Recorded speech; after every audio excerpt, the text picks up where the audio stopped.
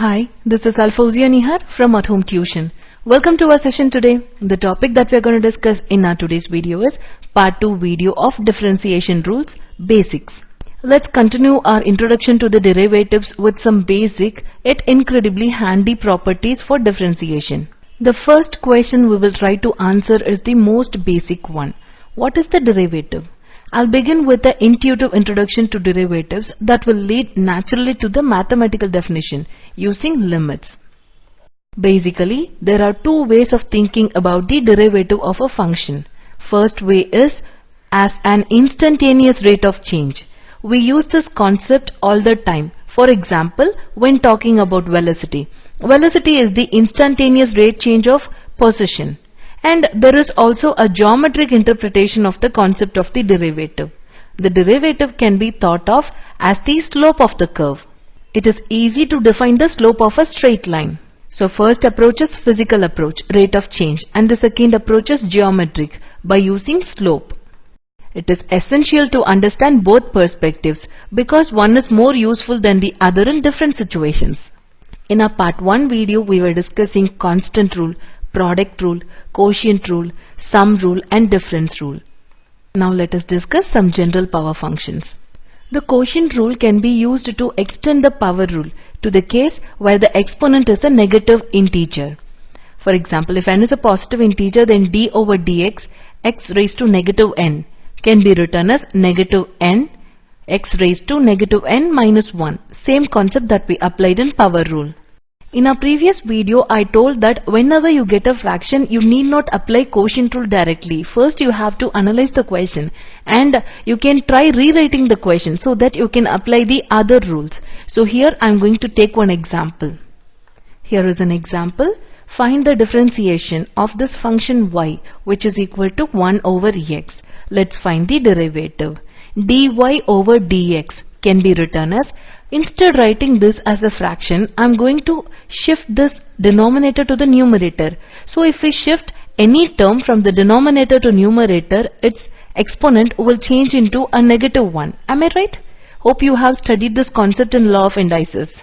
We can also apply the quotient rule here directly, taking this as a numerical one function and second function. But here we are just rewriting the question and we are going to apply the rule that is applicable here. Now we have a negative exponent. Let's apply the power rule. Hope you're clear with this. And please make sure that you write your answer in the format which is given in the question itself. There is nothing wrong to write like this, but always please keep in mind that you should not give your answer with a negative exponent. So I'm just going to shift this term from numerator's place to denominator. So what will happen if we do so? If we are going to shift any number or term from the numerator to denominator, its exponent will be just turned opposite. If it is a negative 1, it will change into a positive 1. In case if we have a positive exponent in the numerator and if we are shifting it to the denominator, it will change into a negative 1. So here, that's it for this example. Hope you're clear with this one. Okay, in this example, we just had 1 in the numerator. What will happen if we have any other number? And what will happen if we have any other exponent than 1? Let me take one example and explain you. 6 divided by t cube. This can be written as 6 times 1 over t cube. Am I right? And 1 over t cube can be written as t raised to negative 3. Both are same. Am I right? Now let's find the derivative. We are going to apply the power rule here. We always subtract 1 from the exponent. Please be careful while we are dealing with same signs. Okay. Now this would become negative 18 t raised to negative 4. Let's get rid of the negative exponent so that we are going to shift this term from the numerator to denominator. Hope you're clear with this example. Okay. Even if you're applying quotient rule for this problem, you'll get the same answer. But it is your choice to pick the method that you're going to do. If you're applying this method, it will be time saving. The differentiation rules enables us to find tangent lines without having to resort to the definition of a derivative. They also enable us to find normal lines. Normal line to a curve at any point is nothing but line through some point, the same point that is perpendicular to the tangent line. Yes, we are going to talk about chain rule. So let's see derivative of composite functions. A composite function is a function with the form f of g of x. G of x is studied in f of x.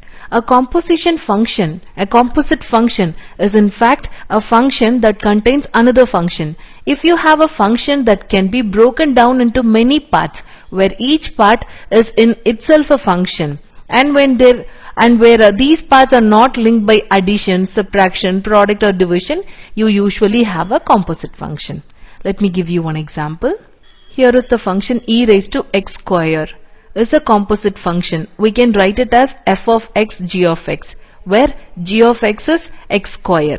Unlike this function, f of x is x cubed times e raised to x, which is not a composite function. It is only the product of the functions. Do you understand the difference between composite function and the normal function? Okay. A function within another function is called composite function. So whenever we get composite functions and if we are asked to find the derivative of the composite functions, we have to use chain rule. Let me give you the rule and I'll show you some suitable example. Let f and g be two functions. Then the derivative of the composite function f of g of x is nothing but d over dx f of g of x, which is equal to d over dx f of g of x on the whole times d over dx the inner function. The chain rule states that when we derive a composite function, we must first derive the external function, the one which contains all the others, by keeping the internal function as such, and then multiplying it with the derivative of the internal function. If the latter is also composite, the process is going to be repeated. So be careful, as the internal function could also be a product or a quotient sometimes. Okay, I'll give you the chain derivatives of usual functions. Instead writing d over dx, let me write it as f dash for our convenience. Both are same. Instead d over dx, I have written dash here. That's it. Let u is g of x. It represents any given function of x. These are the rules we will be applying. First one is, as usual, power rule. U raised to n. Derivative of u raised to n is nothing but n u raised to n minus 1. As usual, we are applying power rule, and then again we are finding the inner function's derivative u dash. We apply power rule only when the exponent is a number and the base is a variable. What will happen if exponent is a number and base is exponent is a variable and also the base is a variable? We have to find a raised to u ln of a. This is the formula. Derivative of this function is a raised to u ln of a, derivative of u. Hope you are clear with these rules. And the other two rules are same concept. E raised to u, derivative of e raised to u is e raised to u times derivative of the inner function u dash. Ln of u is 1 over u times u dash. Okay, let me take few examples and show you how all these formulas applicable. These are the general functions. We will be discussing the same old rules, power rule, product rule, quotient rule again and again. But we will be doing this in composite way, chain rules. Here is an example. We know that ln of u, derivative of ln of u is 1 over the function times derivative of the innermost function. We are going to apply the same thing, 1 over whatever expression written within this parenthesis times derivative of the innermost function. So you have to find the derivative of each and every term by applying the sum rule here, because we have plus sign in between. So derivative of x square is 2x, derivative of 2x is 2, derivative of the constant is 0. So 2x plus 2. For more information about the sum rule, you can refer our previous video, part 1 video. Hope you're clear with this example. What will you do if you have some exponent here? You can just extend the formula. Okay. There are problems where you can see many rules may be necessary for one derivative. So here we are supposed to find the derivative of e raised to x times ln x. So what formula we will be applying here? E raised to u, derivative of e raised to u is e raised to u times derivative of the inner function. We are going to apply the same concept here, but we have two functions here. So let's see how we are going to do this. E raised to x times derivative of the inner function according to this formula. But here within the parenthesis we have product. So we are going to apply product rule within the parenthesis. Okay. Here product rule says keep the first function as it is, multiplied by derivative of the second function, plus keep the second function as it is and multiply it with derivative of the first function. For product rule, we always keep plus sign in between. For quotient rule, we write negative sign in between and just square the denominator's function. Okay, let's find the derivative of ln x and ex and simplify the answer. So if we simplify, xx gets cancelled out 1 plus ln of x. Hope you're clear with this example. Concepts are very easy. You have to read the question carefully. You have to start from the general formula and you have to check whether any other formula is applicable within the function. So if you need, you have to apply the other functions also, other rules also. What will you do if you're asked to find the derivative of a square root? Instead square root, you can rewrite that as exponent 1 over 2 and apply the power rule as usual. So read the question carefully. You will be able to find the derivative of any function. You will find that after you learn the basic rules, solving derivative problems is very similar to solving algebra problems. You just follow the rules of game. We have covered the basics of differentiation rules. In case if you have any query regarding the topic, kindly let me know.